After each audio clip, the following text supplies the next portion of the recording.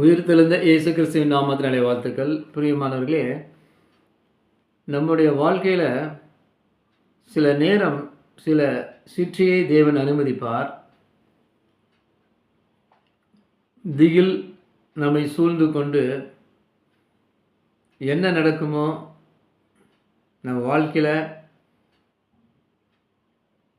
நாளைக்கு நம்ம எப்படி இருப்போமோ அப்படி எல்லாம் சில நேரம் தேவ பிள்ளைகளை தேவனிடம் ஜெபித்து தேவனுடைய வார்த்தைக்காக காத்து கொண்டு இருக்கிற பிள்ளைகள், தேவனுக்கு ஊழியம் செய்கிறவங்க, தெய்வ பயம் உள்ளவர்களுக்கு அல்லேலூயா, தெய்வ பயம் இருக்கணும். நான் நினச்சதை செய்வேன், யார் என்னை பார்க்குறா, நான் செஞ்சிட்டேன்னா நான் செய்யலையா என்பதை நீங்கள் பார்க்குறீங்களா? நீங்கள் நிரூபிக்க முடியுமா? நான் தான் உங்களுக்கு கெடுதல் செய்கிறேன்,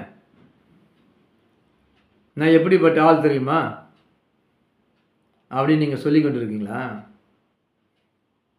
சகோதர சகோதரிகளே, தேவ பிள்ளைகளை வருத்தப்படுத்துவதோ, தேவ பிள்ளைகளை கடினப்படுத்துவதோ, தேவ பிள்ளைகளை நிந்திக்கிறதோ,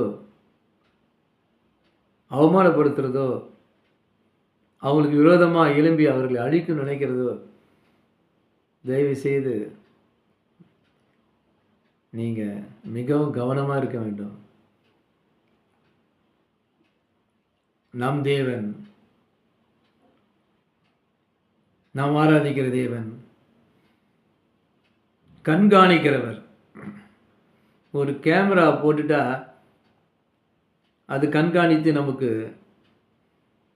காண்பிக்குதுல, என்னென்னலாம் யாரெல்லாம் வராங்க போகிறாங்கன்னு சொல்லிட்டு துல்லியமாக காமிக்குது. அதை வச்சு எத்தனையோ விஷயத்த, எவ்வளோ காரியத்தை நம்ம ஜாக்கிரதையாக வச்சுக்கிறோம்.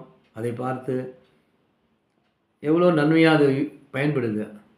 அதை காட்டிலும் ஆண்டவருடைய கண்கள் பாதாளத்துக்குள்ளேயே போகும், பரலோகத்தில் இருக்கிறார், எங்கேயும் உலாவும், அவர்கிட்ட வந்து நம்ம தப்பிக்க முடியாது. ஆனால் அவர் அன்புள்ளவர்.